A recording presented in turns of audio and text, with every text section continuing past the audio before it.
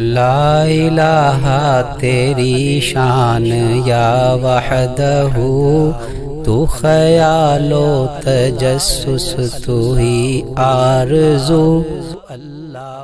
ہم جس زمانے میں جی رہے ہیں یہ قرب قیامت کا دور ہے۔ نبی کریم صلی اللہ علیہ وسلم نے اپنی دونوں انگلیاں جوڑ کے فرمایا کہ میں اور قیامت ایسے قریب قریب ہے۔ نبی کریم صلی اللہ علیہ وسلم کا دنیا میں تشریف لانا یہ بھی قرب قیامت کی علامت تھی کہ آپ علیہ الصلوۃ والسلام آخری نبی ہیں، اور آپ علیہ الصلوۃ والسلام کے بعد اب کوئی نیا نبی نہیں، بس اب قیامت آئی۔ اور 1500 سال ہونے کو ہیں، ہر 1000 سال کے بعد ایک بڑی تبدیلی آیا کرتی ہے۔ جتنے اولو العزم پیغمبر آئے ہیں وہ ہزار سال کے بعد آئے ہیں۔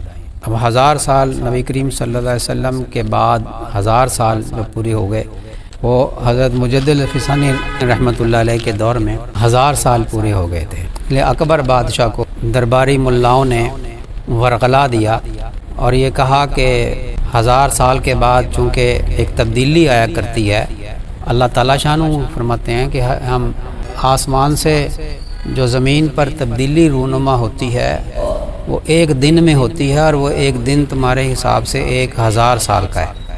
پہلے نظام کو اللہ اٹھا لیتا ہے اور نیا نظام نافذ کر دیتا ہے۔ یہ اللہ تعالیٰ کا نظام ہے، تبدیلیاں کرتا ہے اللہ تعالیٰ۔ تو اکبر بادشاہ کو اس کے جو درباری ملا تھے انہوں نے کہہ دیا کہ آپ چونکہ اللہ تعالیٰ کے سایہ ہیں، کہتے ہیں نا وہ السلطان ذل اللہ فی الارض، سلطان جو ہوتا ہے وہ زمین پر اللہ تعالیٰ کا سایہ ہوتا ہے۔ اللہ کا سایہ ایسا نہیں جیسا ہم سمجھتے ہیں، وہ یا تو رحمت کا سایہ ہوتا ہے یا وہ زحمت کا سایہ ہوتا ہے۔ بادشاہ جو ہوتا ہے نا وہ ہوتا سایہ ہے۔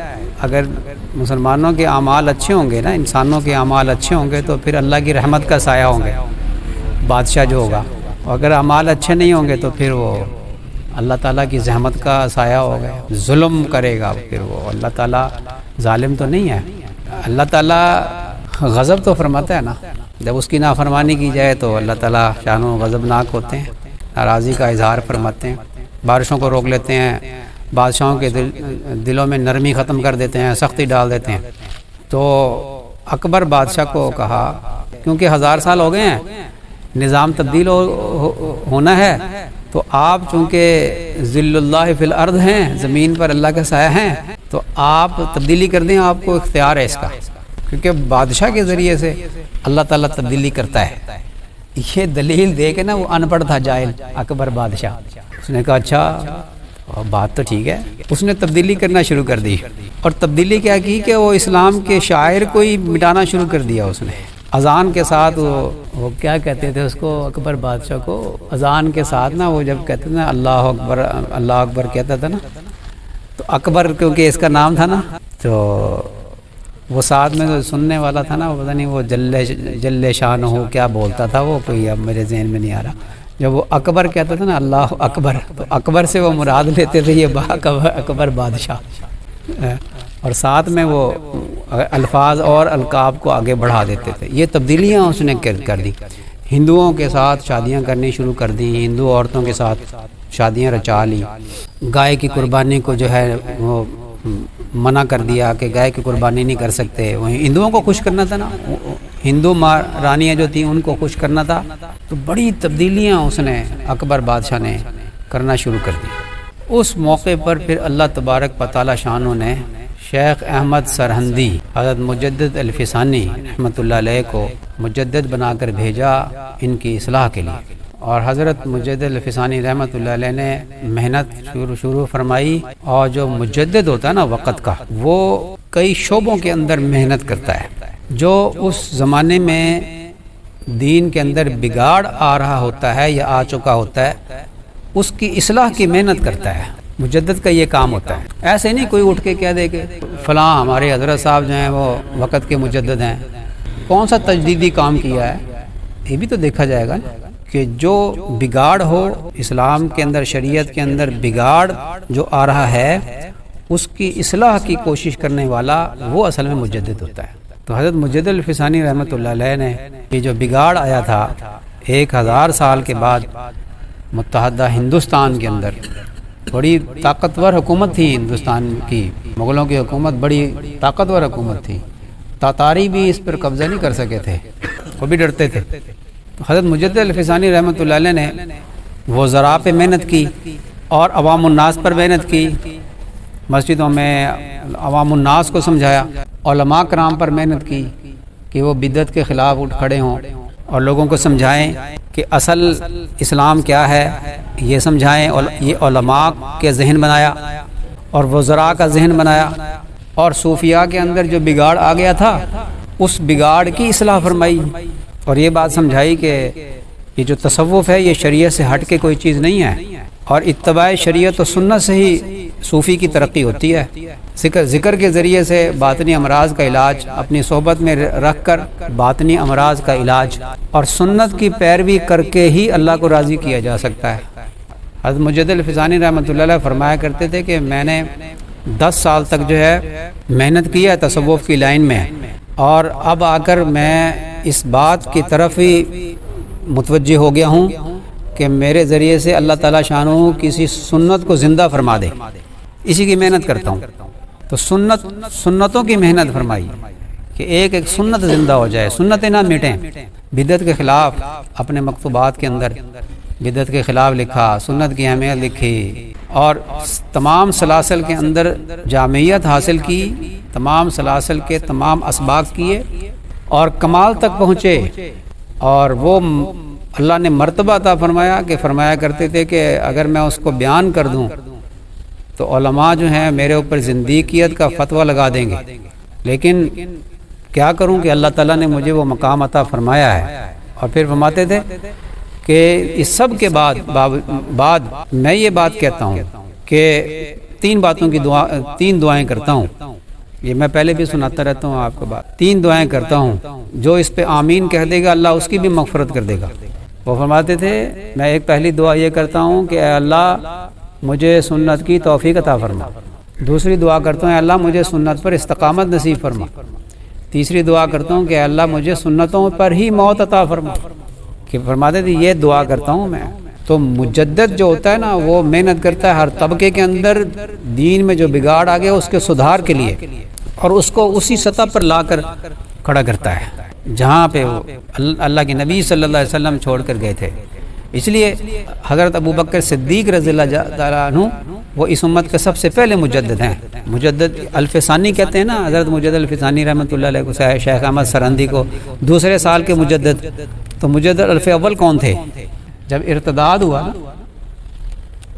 تو حضرت صدیق اکبر رضی اللہ تعالیٰ عنہ ڈٹ گئے، فرمایا کہ یہ جو منکرین زکوٰۃ ہے نا، میں یہ رسی دیتے تھے میں وہ رسی بھی ان سے وصول کروں گا، میں ان کے ساتھ قتال کروں گا اگر یہ انکار کریں گے تو۔ اکیلے سب صحابہ کا نام ان کی رائے تھی کہ ابھی آپ لشکر نہ بھیجیں، ابھی نہ نکلیں، ابھی روم کے بادشاہ کی طرف سے حملہ ہونے والا ہے اور اتنے خطرات ہیں، اور اسامہ کا لشکر بھی گیا ہوا ہے رضی اللہ تعالیٰ عنہ، تو مدینہ میں تو تھوڑے سے لوگ ہیں۔ فرمایا نہیں تم نہیں جاؤ گے، میں اکیلا جاؤں گا، ابو بکر اکیلا جائے گا، دین مٹ جائے اور ابو بکر زندہ رہے یہ نہیں ہو سکتا۔ حضرت عمر رضی اللہ تعالیٰ عنہ نے رائے دی تو ان کے سینے پہ تھپڑ مارا اور فرمایا کہ عمر تو زمانہ جہالیت میں بڑا دلیر بنتا تھا، اب تجھے کیا ہو گیا؟ تو وہ فرماتے ہیں کہ ہماری رائے یہ تو نہیں تھی، کہ ہماری رائے یہ تھی کہ مدینہ منورہ میں تھوڑے سے لوگ ہیں تو کہیں ایسا نہ ہو کہ حملہ ہو جائے اور ازواج مطہرات ہیں، ان کا تقدس ہے، احترام ہے، کہیں بے حرمتی نہ ہو جائے، تو ابھی سارے نہ نکلیں۔ فرمایا نہیں میں نکلوں گا اکیلا، گھوڑے پہ سوار ہو گئے، تم نہیں نکلو گے میں اکیلا نکلوں گا۔ تو حضرت عمر فاروق رضی اللہ تعالیٰ عنہ فرماتے ہیں کہ جب مجھے تھپڑ لگا نا سینے میں تب میرا شرح صدر ہوا، میری رائے بھی ان کے موافق ہو گئی۔ یہ وہ عمر فاروق ہیں جن کے بارے میں فرمایا تھا کہ میرے بعد کوئی نبی ہوتا تو عمر ہوتا۔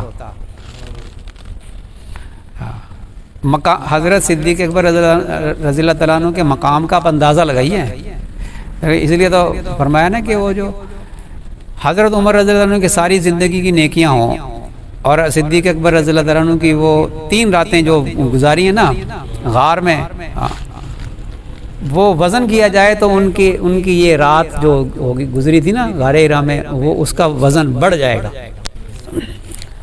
تو انہوں نے تجدید کی ہے، وہ تھے مجدد.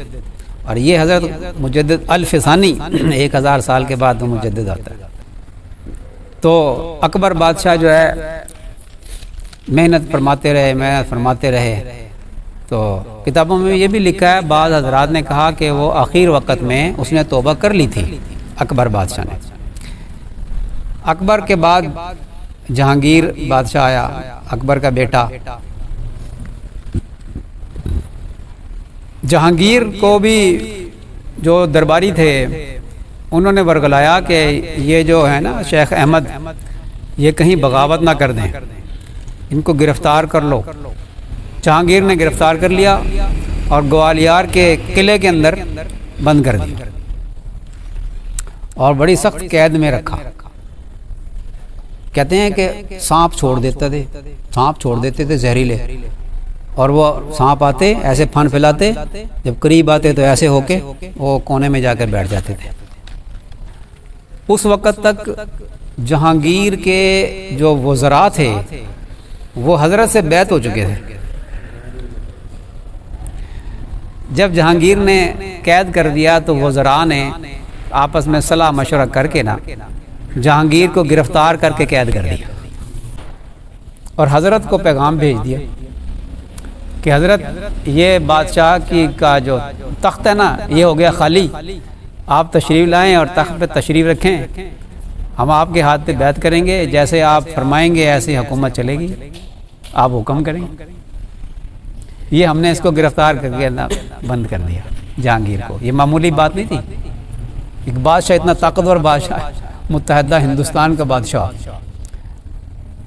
اس کو گرفتار کر کے قید کیا. حضرت مجدد الفسانی رحمۃ اللہ علیہ تک جب یہ پیغام پہنچا تو حضرت ناراض ہوئے. فرمایا کہ نہیں، کس نے کہا تمہیں اس کو گرفتار کرنے کو؟ میرا مقصد نہیں ہے حکومت کرنا، میرا مقصد نہیں ہے. اس کو رہا کرو اور اس سے یہ شرطیں منواؤ. وہی کہو کہ ایسے اسلام کے مطابق، شریعت کے مطابق تم حکومت کرو گے. جہانگیر نے بات کو مانا، شرطیں مانی اور پھر رہائی کے لیے خود آ کر کے قدموں میں پڑ کے معافی مانگی جہانگیر نے. پھر اللہ تعالیٰ نے جہانگیر کو بھی ہدایت دی اور پھر جہانگیر نے بھی سلوک طے کیا، نقشبندی سلوک، بیعت ہوا حضرت سے اور سلوک طے کیا، نسبت حاصل کی. حضرت لاہوری رحمۃ اللہ علیہ فرمایا کرتے تھے، کیونکہ ان کو کشف القبور تھا نا، وہ فرماتے تھے لاہور میں سب سے زیادہ انوارات جہانگیر کے مقبرے پر ہیں، اس لیے کہ وہ عادل بادشاہ جو قیامت کے دن عرش کے سائے میں 7 قسم کے لوگ ہوں گے، جن میں پہلے نمبر پہ عادل بادشاہ ہے. خطبے کا حق سب سے پہلے بادشاہ کو ہے، امامت کا حق سب سے پہلے بادشاہ کو ہے. جو عادل بادشاہ ہے اس کا رتبہ بہت بلند ہے. تو جہانگیر نے بھی سلوک طے کیا. پھر جہانگیر کے بیٹا شاہ جہان بھی بیعت ہوا خواجہ معصوم رحمۃ اللہ علیہ سے.